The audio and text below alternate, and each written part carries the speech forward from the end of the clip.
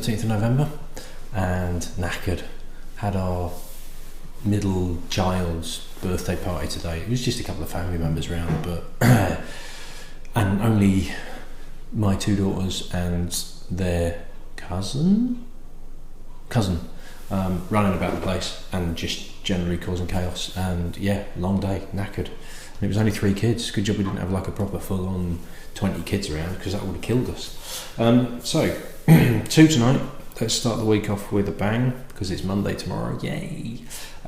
So this one, nice little sample from Chris and Lindsay Cook. Thank you very much, you two wonderful people. And this is Glen Grant, which is one of the more well-known whiskies, particularly if you're based in Southern Europe, and more so in Italy. It is huge in Italy, absolutely massive. And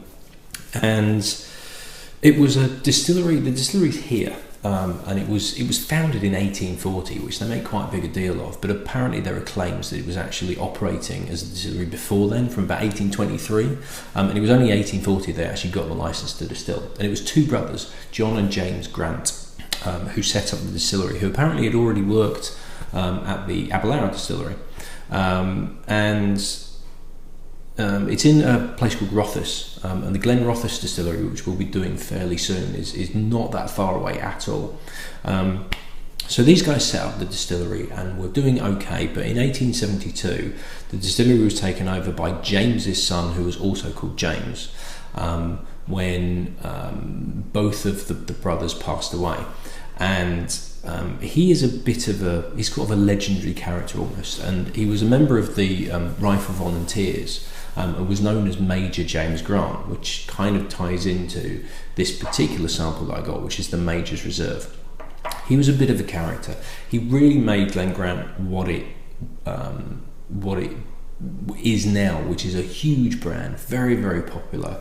Was known for really pushing Glen Grant as a whiskey. He founded the Cappadonic Distillery, which at the time was known as Glen Grant 2, and it was essentially a mirror image of the Glen Grant Distillery, and there was a pipe that went under the road and fed all the spirit that Glen Grant 2 was making into the other distillery for them to stick in casks and do what they were going to do with it.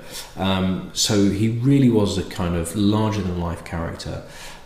Legend has it that there was a Victorian garden within the grounds of the distillery where there was a secret safe where he had glasses and his own little stash of whiskey, so that if special guests came around, he would take them around the garden and then produce this whiskey for them to drink. Multiple marriages. When he wasn't dealing with whiskey, he was out big game hunting around the world. Just, one of these kind of like real characters in history. And is where the Major's Reserve branding came from, which is what I'm going to be trying in a second. So it did go through some various owners, nothing particularly major, for want of a better word, interesting, just kind of like new owners kind of came and went and everything like that. It didn't stay in the family. It was only really until 1953 when they joined forces with the Glenlivet Distillery and became a company known as the Glenlivet Glen Grant Distillers. They joined another distillery whose name I can't remember, not really important until it was bought by Seagram's in 1978, and became part of the Chivas group of whiskies. Seagram's fell apart, split between Diageo and Pernod Ricard. Pernod Ricard bought the Chivas arm, so they ended up getting Glen Grant and Glenlivet. But in 2006, the Gruppo Campari, the Campari group, Italian-based, bought Glen Grant. And it was because by this point already, Glen Grant was very, very popular in Italy. And it's a very light whiskey. It's been known for a sort of light in body, and I think part of their marketing a while back was even it's light in body but colourful in history. And it's been a very light coloured whiskey previously, but when Campari took it over, they started adding colouring to it and made it more of a whiskey-ish colour. Now, it's a very, very popular whiskey in Italy, like I say, but it's very young. It's like a 5-year-old. The age statement that they have is it starts at 5-year-old upwards, because the Italians and Southern Europeans want lighter, younger, fresher, whiskies and spirits generally. So that's what they're looking for. What the Founders Reserve is, which I think has been going for a few years in Europe as a no age statement. So it is a young whiskey, and it's only just reached, I think in the last year or two, that it's gone across to America. Is really pushing that kind of light, youthful spirit that market is wanting, rather than, as it tends to be sort of in the UK particularly, and in America. Okay, bourbon is more youthful, tends to be, because of the nature that they make it. But the American Scotch market has kind of taken its likings and influences from the UK market, where it's more about age, and you don't put an age statement on something under 10-year-old because people want it older. So this really goes kind of against the grain, as it were, in that they're going deliberately more youthful, and that's the market that they're aiming for. So Chris Lindsay, thank you very, very much for this. 40% is 40%. This is what the bottle looks like. And Master of Malt and Whisky Exchange are selling this for 22 quid. So, this is cheap. This is very, very cheap for a single malt whiskey. One of the cheapest. Yes, it's no age statement. And yes, it probably is very, very young stuff. But that's cheap for a single malt Scotch whiskey. So, colouring apparently has been added, but it's still light. It's still a pale colour. So it would be very, very... And apparently there is a noticeable difference between Glen Grant's produced and bottled before Campari took over. So pre-2006, 2007. There is a noticeable colour difference between this now and how they were producing it back then. Obviously I don't have any, so it's not like I can show you. But it really is apparently like night and day. Oh, blimey. That's 40%? Seriously? It's quite raw. It really is sharp, and there's a real nail varnish element, a real kind of strong, sour acetone, nail varnish, nail polish, nail varnish remover, that sort of influence. There's a really sharp woodiness, and it's almost... it's like a concentrated pine, like pine wood. I'm getting citrus on there as well, like lemon zest. Not quite lime, but there's the definite lemon juice, lemon zestiness to it. And there's a real dry white wine character to it as well. Very, very drying. But I can see why this type, just on the nose, would be popular in like aperitifs, that really kind of like sharp, almost sour spirits that you tend to get in that neck of the wood. It really is. I'm definitely getting nail polish and nail varnish remover on that. It really is quite full on, really sharp or sour. Paint thinner, white spirit, that sort of thing.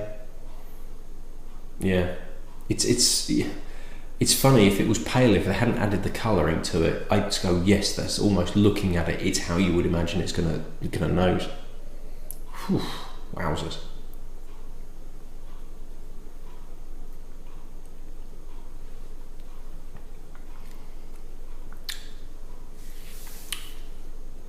It's not as intense on the palate, fortunately, because that would almost be like white spirit. It's not a bad mouthfeel. I wouldn't call it full, but it's not particularly thin. There is a bit of softness to it, and it just tempers the edge. There is a sharp edge to it though. There is quite sour, but it's not ripping away the inside of the mouth, and the softness of the mouthfeel is helping. It's just reining everything back in. There is a slight sweetness to it, slightly sugary, sweet, kind of candy floss almost. It's not bad, but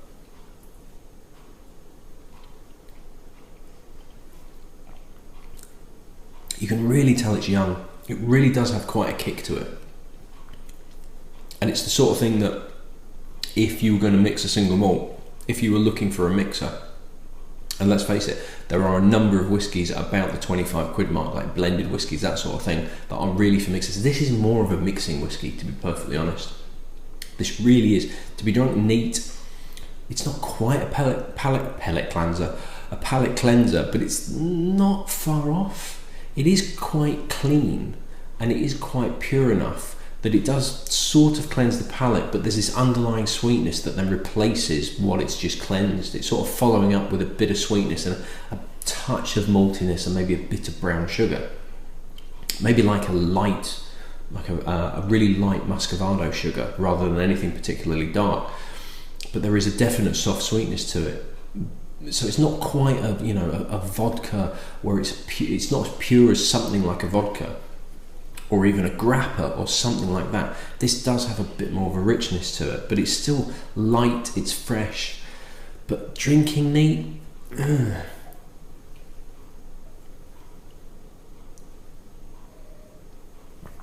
it's definitely a lot more palatable on the palate than it is nosing it. On the nose, it feels like, Jesus, this is going to strip the back of my throat, it's going to taste like paint thinner, and it doesn't. It's got enough of a body to it. But it's not a great neat whiskey. It would be fine in cocktails, it would be fine with a mixer.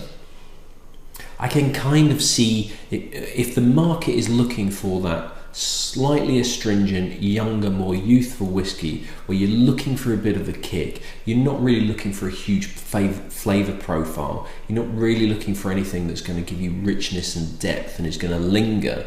You're looking for something as like a palate cleanser before you move on to the next course. I can see why, if that's what the market demands, then that does fill that gap. But for what I would sort of, what's the word I'm looking for? Kind of rope in as, whiskey drinkers, UK whiskey drinkers, American whiskey drinkers. This is just, there's not enough to it, and there's just a bit too much sharpness. And drinking it neat is not a chore, but there's not really much to rave about. It's not awful by any stretch of the imagination. And it's got some character, it's got enough character to it that you drink it and go, yeah, right, but I certainly wouldn't go out and buy a bottle for it, even at 22 quid.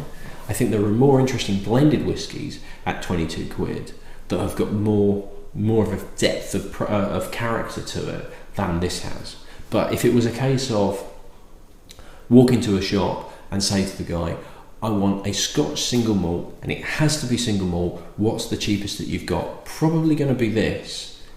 And it's not going to be a disaster to give it to somebody. If it was like, I've got 22 quid, that's all I've got to spend, but I really want to get him Scotch single malt, there's Glen Grant Major's Reserve. It's okay, it's fine, but there's better blended whiskies or Irish whiskies or even some bourbons that you can find at 22 quid that are more interesting and more enjoyable to drink than that. But I'm not trying to knock this, because I'm not saying this is a particularly bad whiskey. It does what it needs to do for the market that it's aimed at.